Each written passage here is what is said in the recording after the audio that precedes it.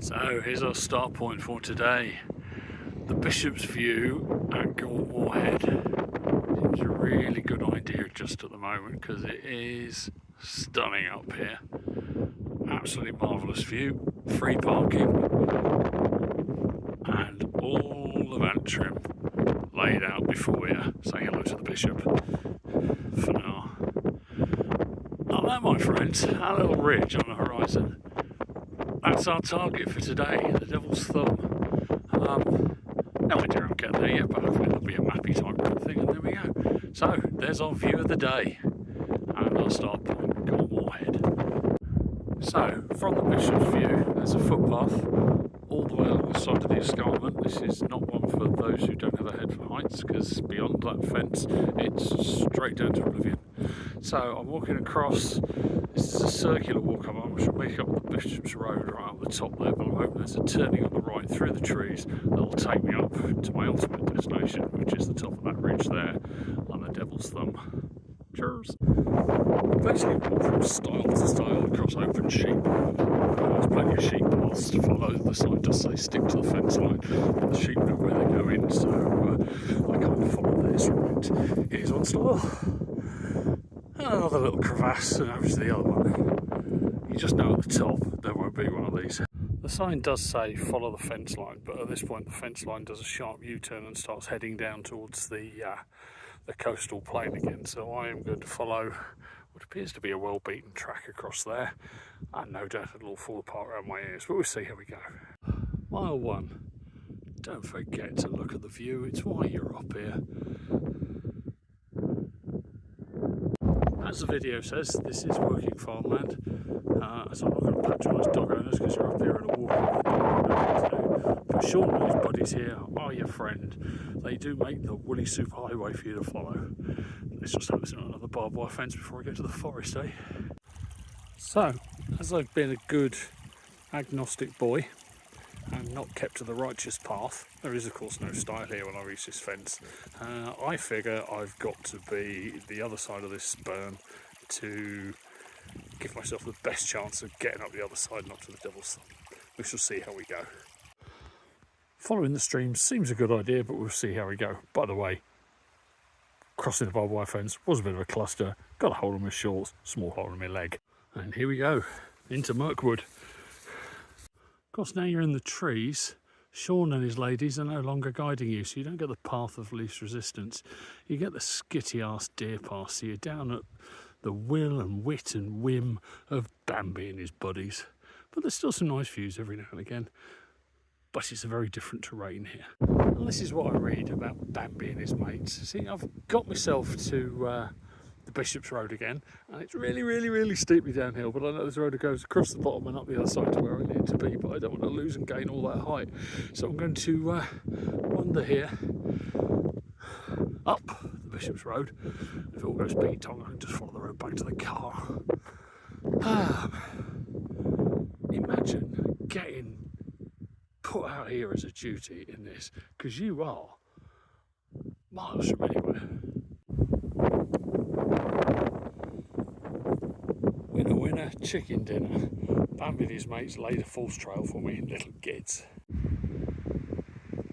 Of course there's a river valley to cross. Of course there's no human way of getting down, and Bambi and his boys just bounce across because they're bastards.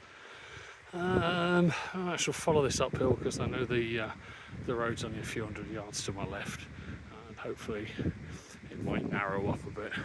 There's telegraph poles coming off to us, so there must be humanity at the top.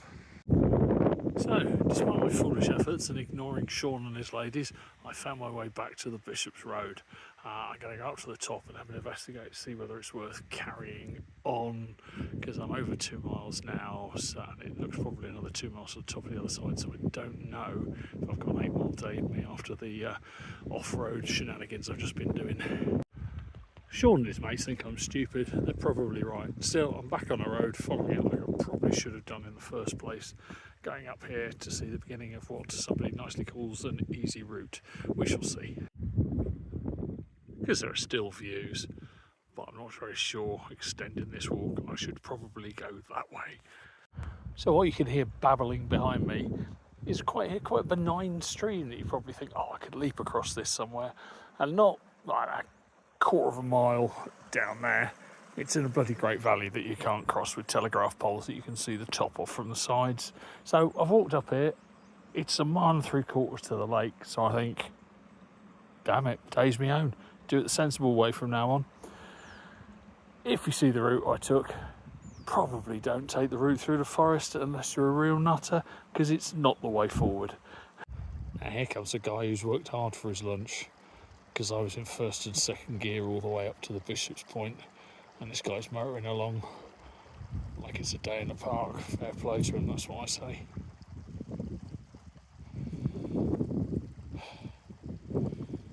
Morning. It's so much easier when you follow the road, and you know, as opposed to trying to fight my way through that lot. And just to the left of the tree you can see the road that I've got to walk back up, so I'm going to climb back up a few hundred feet and then wander across there and go down and up. But it's so much easier than walking through the forest, because it's managed, well, it's not very managed forest, it's just put there and they'll just butcher it down. There's no roads through it or anything, so yeah, stick to the road. Turning off the road, you're back on well-made forest paths again, and following a conventional route that other people have walked, so there'll be no more swinging through the trees. Once off the road, you're soon back onto a gentle climb again, and you just know that at some point you're going to be up there. Suddenly you're climbing again, and what's really annoying, well, not annoying, but that car you can see right on the ridge line, that's mine. And then we're climbing again, and the path needs some paying attention to, because it's a long way down through the thistles and trees and bits. But you do need to stop just to take in the views though, because it is bloody stunning. So here's what we came for, the Devil's Thumb. And here's what we got. So much more than a little rock outcrop. So much more. Only worrying thing is I've just passed the 5 mile point, and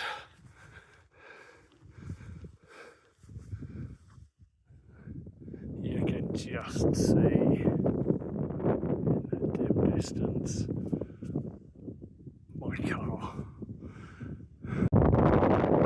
This, my friends, is what we came for.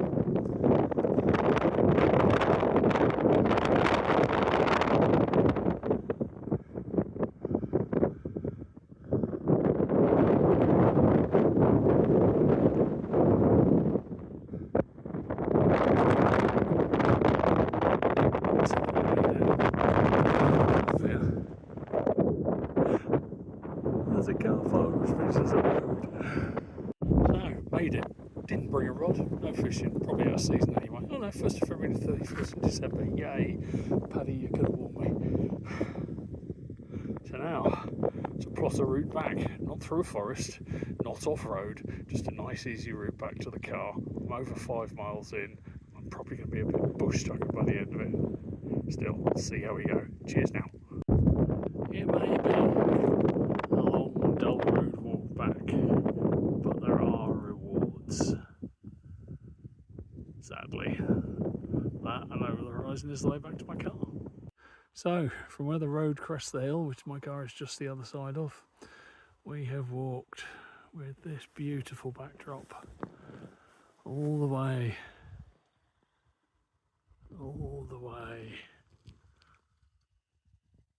up to there, and I'm on my way back. And if this little bezzler drops rain on me, I'm going to be well pissed off, because it's been glorious up till now.